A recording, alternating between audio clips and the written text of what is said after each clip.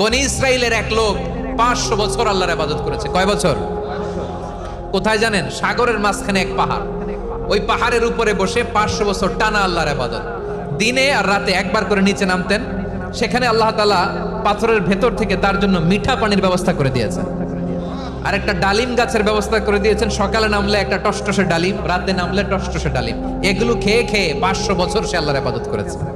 আর সে আল্লাহর কাছে বলেছে, আল্লাহ আমি যখন মারা যাব সেজদারত অবস্থায় যেন মারা যাই।